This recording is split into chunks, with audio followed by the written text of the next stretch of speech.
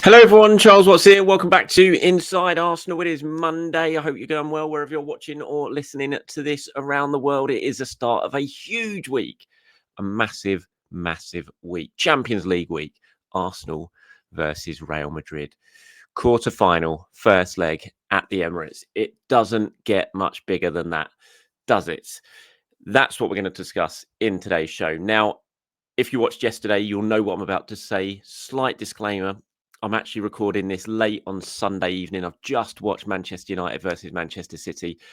Never getting that 90 minutes back in my life. Awful game. Awful game. But as you know, I'm away this week, which is why, annoyingly, I'm not going to be at Arsenal versus Real Madrid on Tuesday.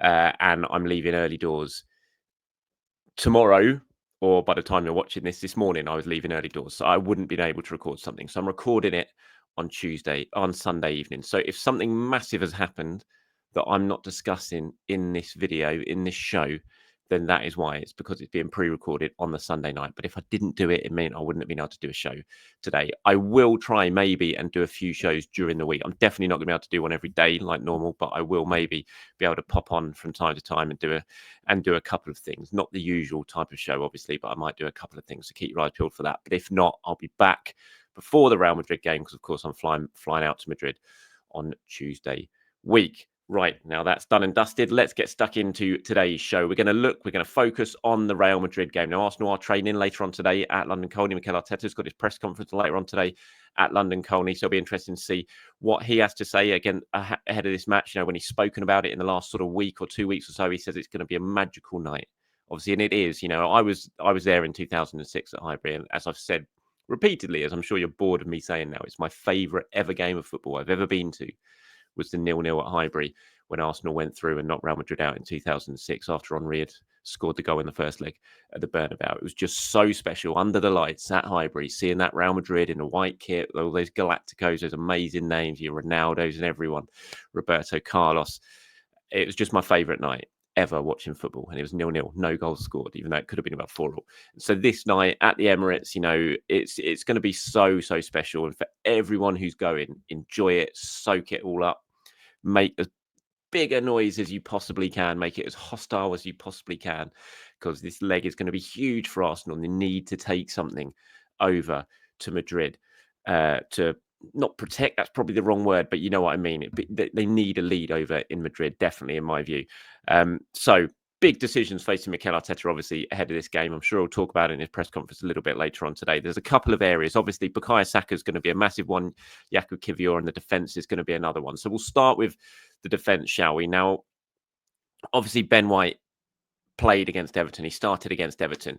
There was a lot of talk ahead of the Everton game. If Ben White's fit, maybe you could play him at centre-back, move Saliba over into the Gabriel position, play Ben White as a right-sided centre-back and alongside Jurriën Timber. I have to admit, when everyone is fit, if Ben White is 100% fit, that is probably what I would have preferred and would have gone for in Tuesday night's game.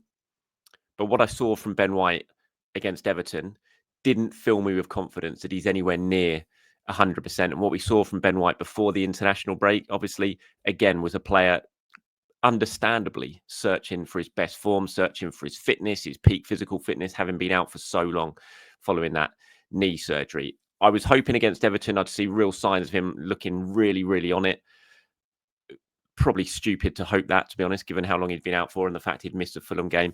But I wasn't convinced. I thought there were some good signs, especially early on. He was getting on the overlap on the right-hand side, but I thought he tired pretty visibly. And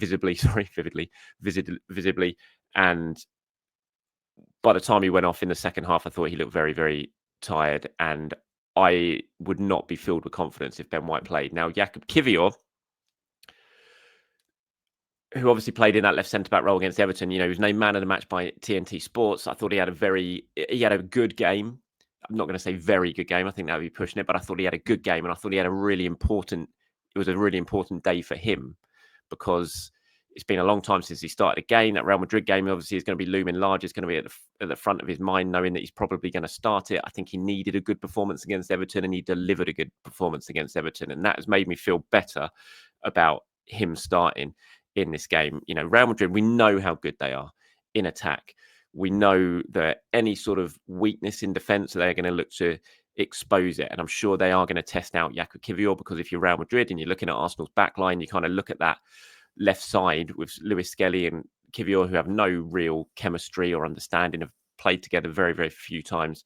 They're going to look at that side as a potential area of weakness, and they're going to look to attack it. So there are going to be concerns there, but I think his performance against Everton will have certainly done in a world of good and would have been a good confidence boost. And we've seen Kiwior have some really, really good games when he's sort of been thrown into 11, and there's been a little bit of concern about him being there, but he'll come in and have a really good game. You go back to the Liverpool match earlier on this season. Was it Liverpool? No, it was Man United earlier on in the season when he came in and Gabriel was out and everyone was a little bit worried about it, but he produced a really, really strong performance in that game. So hopefully he can do that again. And like I said, I just think his performance against Everton is going to really, really help him with that. So I'd be going with Kiwior. I have to say, after that Everton performance, I'd be playing Timber at right back, Saliba, Kiwior, and Lewis Skelly. If you're moving Ben White around, a half fit or 70% Ben White fit to get him into the Ben White to get him into the team, and you're moving Saliba over to the left-hand side of the centre-back partnership, it just feels too big a disruption for me for a player who doesn't look 100% fit. So for me, you play who's fit, you play who's ready. Kiwior showed against Everton that he's fit and he's ready, so I think he deserves to keep his spot for this game. And sort of looking at a lot of the reaction from what you guys had to say, which I'll get to in a minute, I think the majority probably agree with that decision. The other big one, obviously, is what do you do with Bukayo Saka? We saw him start on the bench against Everton at the weekend, but he did come on at half time. So he got about 49 minutes, 50 minutes with injury time. Bukayo Saka, that's added to the 30 odd minutes he got against Fulham, or 25 minutes he got against Fulham when he came on. The fact that Arteta brought him on at half time to give him 45, 50 minutes suggests to me that he is definitely going to start this game against Real Madrid. I don't think you make that halftime substitution for any other reason. You know, yes, I know Ethan Nwaneri was having a quiet game, but even so, you'd have kept him on for about the 60-minute mark. But it's clear to me that the plan was, right, we're going to get him 45 minutes against Everton. And that means we can at least get him an hour potentially against Real Madrid in the first leg. So as much as I think it is a decision, it is a big decision. I think it's a decision that in Arteta's mind, he's already taken, barring any late sort of injury setback with Bukayo Saka, which, touch wood, we're not going to get. So I think Saka starts this game. I think he starts on the right-hand side. I think you're going to see Martinelli on the left-hand side. The fact that he was left on the bench in the first half against Everton as well, he was clearly being saved for that game. It'll be Merino up top, despite Trossard scoring against Everton and Merino playing in the sort of left 8 role against Everton. I think Merino comes back and plays as a central striker against Madrid. So I think it's going to be Saka, Merino and Martinelli as the front three. I think you're going to see, obviously, Thomas Partey restored the fact he was left out against Everton. Again, clear sign that he's going to be starting that game, understandably so, against Real Madrid. So he'll come back into the team as a 6. You're going to have Odegaard and Rice ahead of them. And then I think it'll be Timber, Saliba, Kiwior, and Lewis Skelly at fullback, with obviously David Raya in goal. Right, I'm going to go through what some of you guys have been saying. Lots and lots of you getting involved. Thank you very much for that. I did ask for you to give me your opinions on the game against Real Madrid, and lots of you did that. So thank you very much. I'm going to rattle through them because I pulled quite a lot of them together because so many of you replied. So I wanted to share as many of your messages as possible. So Simon says, I absolutely wouldn't move the defence around. Just play Kiwior at left centre-back and everyone else where they're strongest. Greyhound One Racing says, I would have no problem with Kiwior alongside Saliba. He needs a run of games. He's probably the best long passer in the team. White looks miles off it, but would have a problem with Lewis Skelly. He gets in too many incidents. Maybe bring him on when hopefully Real Madrid might be tiring. I would play Kieran from the start. Been very impressed with him since he's returned from injury. Colonial Scribe 1631 says, KT for left back. Quick, good defender, good passer, not nervy. So a couple of shouts for Kieran Tierney there. Dave from Ottawa says, good stuff, Charles. For me, based on what we saw versus Everton, I would start MLS, Kiwior, Saliba and Timber. Rice, Partey, Odegaard in the middle, Martinelli, Merino and Saka up front. Trossard, Nwaneri, Tierney and White off the bench for impact if we need it. Come on, you Gunners. And Ryan says, one thing that worries me about Kiwior is the understanding between him and MLS. Both the Fulham goal and the Everton penalty came from misunderstanding. And I think it was the same for Liverpool's equaliser against us earlier in the season. It's a really good point. I mentioned it earlier on, that sort of lack of chemistry between Kiwior and Lewis Skelly.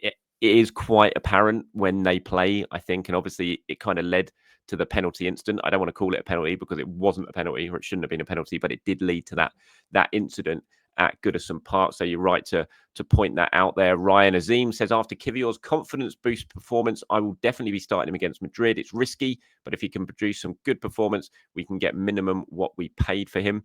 Martine says, for me, Kiwior absolutely starts on Tuesday. He had a great performance at Everton, but above all, I think it's really important that Ben and Timber can share the minutes on the right back. Ben is not 100% fit yet, and Timber's had some knocks lately. So for me, that would be the best decision. Yeah, I agree with you there, Martine. And Steve says, I'm going all in for Raya, Ben White, Saliba, Kiwior, and Timber. So you're moving Timber over to left back and playing Ben White at right back. Partey, Rice and Odegaard, then Martinelli, Marino, and Saka. And then finally here, Bobby says, on Madrid in 2006, we were without Cole, Campbell, and Lauren. Not many gave us much of a chance, but we still went through, even up against the Galacticos. Yes, we had Henry, but we have our own world-class attacker now in Saka. So Bobby's team is Raya, Timber, White, Saliba, and MLS, Odegaard, Partey, and Rice, Saka, Marino, and Martinelli. And then finally, Max says you can't put Ben White at centre-back for this first time this season, and it's against Madrid, and Mbappe is your option A. Also, Saliba shows time and time again for France he loses his magic when played at left centre-back. Saliba at left centre-back is something akin to Partey at right-back. He's not great there, and you're losing your best right-back at the same time. If it doesn't go well on Tuesday, then you experiment with something different, like White at centre-back against Brentford before facing Madrid again. So that's what some of you guys have been saying ahead of that Madrid game. Again, thank you very much for getting in touch and sharing your thoughts. I really do appreciate it. Right, and carrying on with the theme of Real Madrid, no Dani Ceballos. There's going to be no return to the Emirates for Dani Ceballos. Unfortunately, he is still out injured. No Tchouaméni in terms of the Real Madrid team news. So no Tchouaméni. He's suspended. Obviously, no Dani Ceballos. And I think they've got someone else missing who escapes me. Ferland Mendy, he's not involved either. Thibaut Courtois, who there have been a significant doubt over, there was a lot of concern at Real Madrid because it looked like Lunin was going to miss out as well, the number 2 goalkeeper, through injury. But Courtois is back. In fact, I've got the squad here that Real Madrid have announced will be travelling to London. So Courtois does make it as one of the 3 goalkeepers. Fortunately for Real Madrid, because there is no Lunin, he does indeed miss out. So the defenders they've got there are Alaba, Lucas Vazquez, Vallejo, Fran Garcia, Rudiger, Asensio, Jacobo, and Lorenzo. Midfielders Bellingham, Camavinga, Valverde, Modric, Ardegula, and Kemmer. And then forwards Vinny Jr., Mbappe, Rodrigo, Endrick, Brahim Diaz, and Gonzalo. So that is the Real Madrid travelling squad for the game against Arsenal. So Courtois does make it, but there is no Dani Ceballos, Ferland Mendy, or Tchouaméni, who is suspended. Okay, moving on now to what some of you guys were saying. Obviously, yesterday, I went on a little bit of one of my rants yesterday. I was a bit frustrated, well, more than a bit frustrated, about the standard of refereeing in this country and PGMOL and how this season, Arsenal haven't been great this season. Again, I'm not using it as an excuse why Arsenal haven't won this league this season, but I just think it's undeniable that they have been come on the wrong side of so many questionable decisions, and it is very, very frustrating when you look at the points that they've dropped as a direct result of some of these decisions. Games that they've been winning, multiple games they've been leading before the game's been turned on its head by really, really strange officiating calls. Brighton twice, Manchester City away, Everton. There's been so many of them, and it does really frustrate me. And I was watching Liverpool yesterday, obviously lost, which was annoying. I kind of wanted Liverpool to win tomorrow because yesterday I just want them to get the title done as quickly as possible because I don't want them to win the title against Arsenal at Anfield.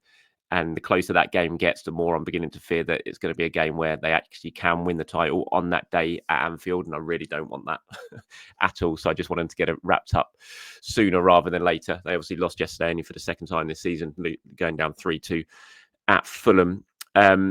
And yeah, and lots of you have replied and sort of given your thoughts on the whole PGMOL thing and the reaction to the penalty incident involving Miles Lewis-Skelly at Everton. So I'll run through some of it here. Mr. Left 11 says the frustrating take that Arsenal haven't been great this season is it allows no nuances. In every game, where a once-in-a-lifetime referee decision has taken place, we have been winning. The compound impact of the decisions has dramatically affected our style of play and a knock-on effect on everything from playing time to injuries. Even if you say we win 3 of the 6 crazy refereeing decisions games, which have all bar one ended in a draw, that's 6 extra points. There is nothing to say we wouldn't have won all of the games, which is 12 additional points, which would have put us level on points with Liverpool. No one was saying we haven't been good in that, and no one would be saying we haven't been good in that very real scenario. V Cavallo said, been saying it for many, many years. Arsenal very rarely get the benefit of the questionable calls. That's me saying it kindly. PGMOL should not be the ones monitoring the VAR. I absolutely agree with that. I think it's so important that VAR becomes independent of this group of referees being run by PGMOL. It will never happen, but I think it's so hugely important that it does, and I think it would be such an improvement if it was to go independent of what we're seeing right now. But unfortunately, it's just not going to happen. Akari says, it's so annoying hearing pundits saying it wasn't a penalty, but Arsenal weren't going to win the league anyway, like we weren't robbed of points earlier in the season. To Bennett Stee says, PGMOL have had a say in the title race. They haven't decided it, but definitely influenced the league, and that shouldn't be the case. There are lots of you getting involved in that discussion again, so thank you very much for that. On Mr. Left's comment at the top there, I do agree. You know, it's impossible. And, I've talked about injuries and been impossible to talk about this season without talking about injuries, but also the big decisions. And it is like you could describe them there, the sort of once in a lifetime refereeing decisions.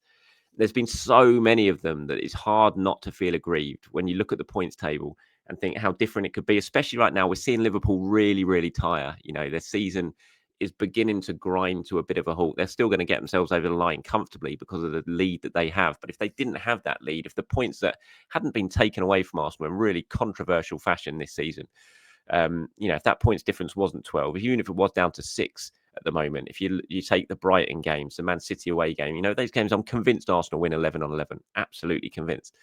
Then it would be very interesting, but we'll never know. It is all hypothetical, of course. And look, Liverpool are going to deserve to win the Premier League title. They've been the best team. There's no doubt about that. They've been the best. They've had the best player.